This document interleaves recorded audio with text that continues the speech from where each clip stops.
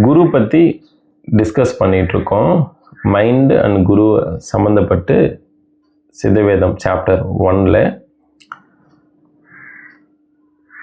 ஒரு பர்சனுக்குமே ஒரு நபருக்குமே அவங்களுக்கு தனிப்பட்ட குரு இருக்குது. If there is no other guru, therefore there is no such state as guru shishya. ஒரே குரு அப்படின்னு சிஷ்யர் சொன்னாருங்க. அதுக்கு டீச்சர் இல்லை, அவங்களுக்கு அவங்கவுங்கள குரு இருக்குன்னு சொல்கிறாங்க. For each and every person his own mind is his guru. அவங்களுடைய மைண்டு தான் அவங்களுக்கு குரு. அதாவது ஒரு பர்சனுக்கும் அப்படின்னு. ஏன்னா ஒரு பர்சனாக நம்ம நிறைய பர்சன் ஆகிடுது இல்லையா? அப்போ குருன்றது ஒருத்தர் கிடையாது, அவங்களுடைய தனிப்பட்ட மைண்டு தான் அவங்களுடைய குரு அப்படின்னு சொல்கிறாங்க. If there is no other guru, therefore there is no such state as guru shishya. Because if there is no mind, there is nothing else left. அப்போ மைண்ட் இல்லைன்னா இங்கே எதுவுமே கிடையாது. அப்போ குரு சிஷ்யனும் ஒன்று கிடையவே கிடையாது. All originate from the mind. That is why it is said that mind is guru. பாருங்க, இந்த சங்கல்பம் என்பது எப்போ வருது? கண் திறந்துட்டோம், முழிச்சிட்டோம், ஒரு ஐடியா கிரியேட் ஆகுது. எங்கேருந்து கிரியேட் ஆகுது? மைண்டிலேருந்து கிரியேட் ஆகுது. இந்த மைண்டிலேருந்து கிரியேட் ஆகுதுனாலே நம்ம அதை செயல் பண்ணுறோம் பொதுவாக. அப்போ தான் இந்த கிரியேஷனே எக்ஸிஸ்ட் ஆகுது, எக்ஸிஸ்டிங்கில் வருது அப்படின்னு அர்த்தம். ஸோ இந்த ஒரு all originate from the mind. அப்போ மைண்டு தான் எல்லாத்துக்கும் காரணம். இதெல்லாமே உருவாகிறதுக்கு originate. That is why it is said that mind is guru. அதனால தான் மைண்டு தான் குரு அப்படின்னு சொல்கிறாங்க. அது மட்டும் இல்லை, not only that, did a singular entity originate from a duality or a duality originate from singular. இப்போது அந்த மைண்ட் இஸ் குரு அப்படின்ற கான்செப்டில் இருந்து singularity entity originate from duality, ரெண்டில் இருந்து டுவாலிட்டியில் இருந்து சிங்குலாரிட்டி வந்திருக்கா, இல்லைனா சிங்குலாரிட்டியிலேருந்து டுவாலிட்டி வந்திருக்கா அப்படின்னு கேட்குறாங்க. இதில் என்ன உன்னுடைய நம்பிக்கை? வாட் இஸ் யுவர் பிலீஃப் அப்படின்னு டீச்சர் கேட்குறாங்க. அதுக்கு student, the popular notion is that conception of duality arise out of conception of one. I also have understood this topic in this manner. பொதுவாக இருக்கிற ஒரு கருத்து ஒன்றில் இருந்து தான், duality arises from the conception of one. ஒன்றில் இருந்து தான் ரெண்டாக வந்திருக்கு அப்படின்ற பொதுவான கருத்து. நான் அதை நம்புகிறேன், அதுதான் நான் புரிஞ்சு வச்சுருக்கேன் அப்படின்னு ஸ்டூடெண்ட் சொல்கிறாங்க. டீச்சர், இல்லை, தட் இஸ் ராங், அது தப்புன்னு சொல்கிறாங்க. You cannot have a dual conception from one. ஒன்றுலேருந்து ரெண்டு வந்த கான்செப்ட் தப்பு, அப்படி கிடையாது. எக்ஸ்ப்ளனேஷன் கீழே இருக்குது. On the other hand, the conception of one arises from that of two. The reason is this: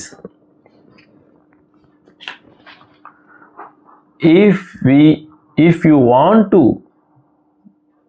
conceive a thing, you must know its beginning and end. இப்போ நமக்கு ஒரு புரிதல் கிடைக்கணும், ஒரு விளக்கம் கிடைக்கணும் அப்படின்னா அதோடைய ஆரம்பமும் முடிவும் நமக்கு தெரிஞ்சிருக்கணும். அப்படி தெரிஞ்சிருந்தால் தான் நமக்கு ஒரு புரிதல் முழுசாக கிடைக்கும். It is only then that you can determine the thing. அப்போ தானே ஒரு முழு புரிதல் கிடைக்கும், ஆரம்பமும் முடிவும் தெரிஞ்சால் தானே அப்படின்னு சொல்கிறாங்க. If you cannot know the beginning and end, you cannot determine the thing. ஆரம்பமும் முடிவும் தெரியலை அப்படின்னா ஒரு விஷயத்தை டிட்டர்மைனே பண்ண முடியாது, வாய்ப்பே கிடையாதுன்னு சொல்கிறாங்க. while determining a thing there is a beginning for it.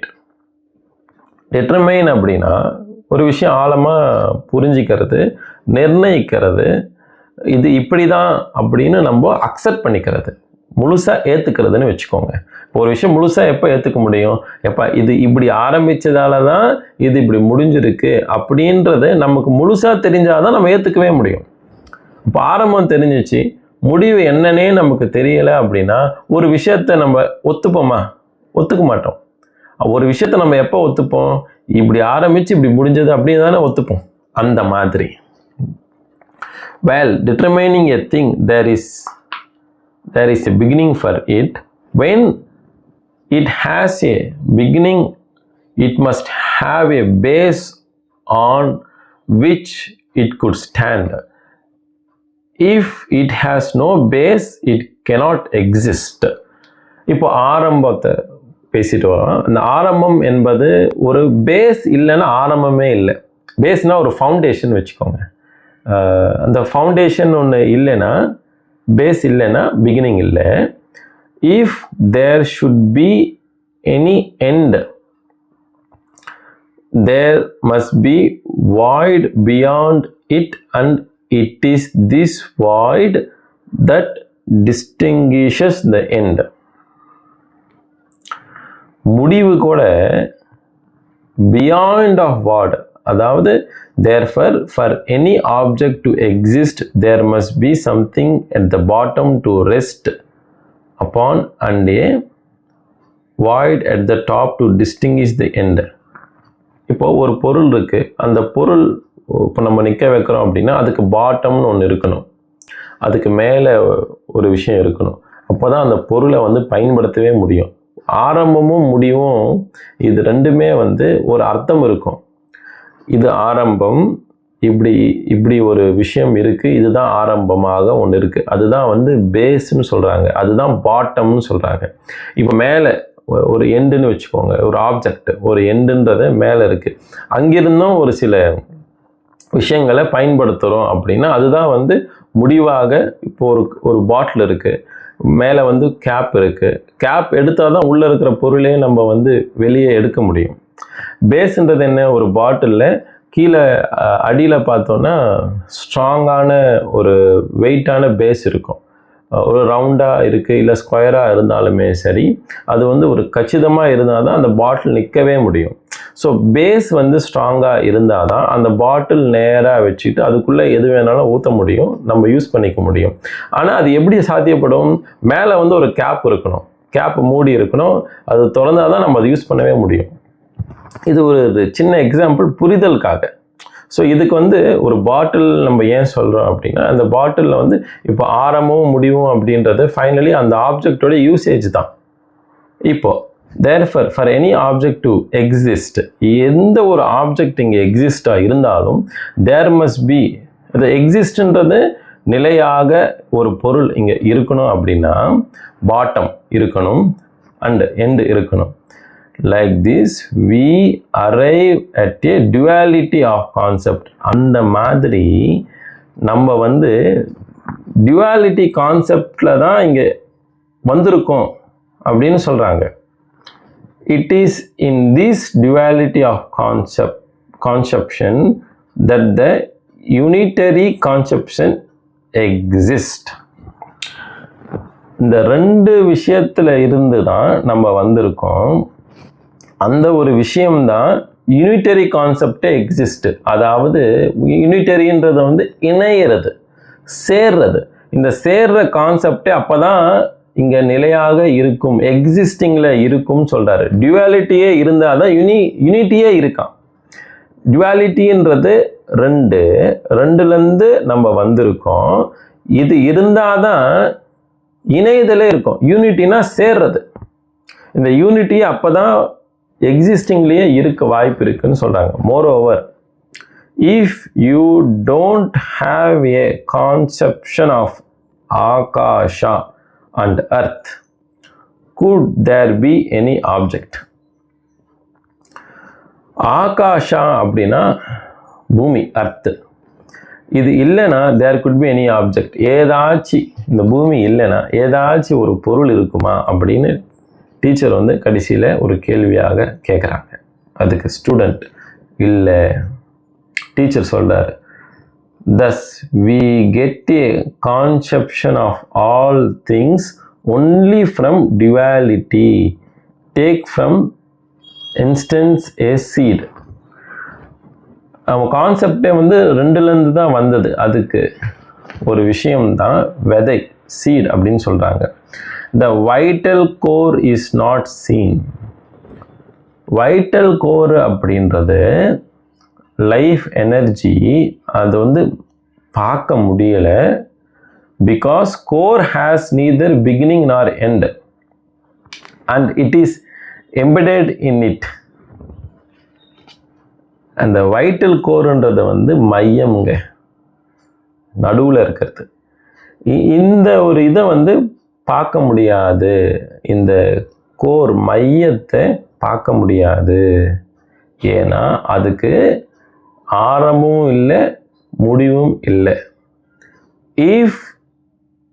But if it should sprout up, what should happen to the seed? இப்போ ஒரு விதைய பேஸ் பண்ணி எக்ஸாம்பிளுங்க, இந்த விதை வந்து ரெண்டாக வந்தால் மட்டும்தான் உள்ளே இருந்து ஒரு செடி வரும். The outer cover of the seed should split up into two. So விதை வந்து ரெண்டாக பொளந்து வந்தால் தான் உள்ளிருந்தே வரும். இப்போது உள்ளே இருக்கிறது என்னன்னா ஆக்சுவலி வைட்டல் கோர், விதைக்குள்ளே இருக்கிறது மையம்.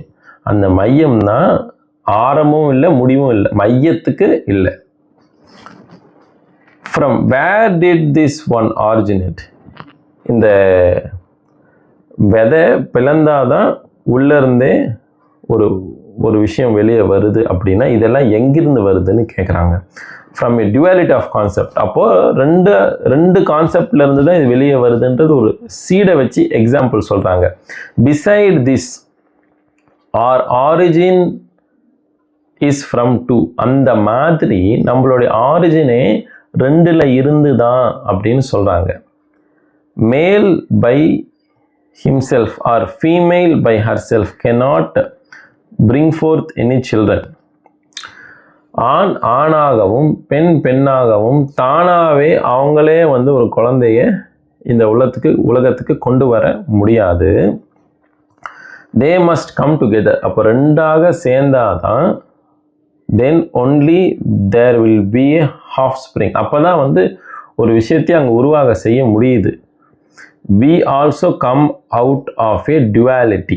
நம்மளும் அப்போது டுவாலிட்டிலேருந்து தான், ரெண்டில் இருந்து தான், ஆணாகவும் பெண்ணாகவும் ரெண்டில் இருந்து தான் நம்ம வந்திருக்கோம். now where do you think the idea of one comes from? அப்போ நம்ம எங்கிருந்து வந்திருக்கோன்ற ஐடியா அப்படின்னு கேட்குறாங்க. எங்கிருந்து வந்திருக்கோம் நீ நினைக்கிற அந்த ஐடியா என்ன அப்படின்னு கேட்குறாங்க. From the conception of duality. அப்போ நம்ம வந்து டுவாலிட்டியிலிருந்து தான் வந்திருக்கோம் அப்படின்னு சொல்லிட்டு. If you don't have the conception of duality what will be the position?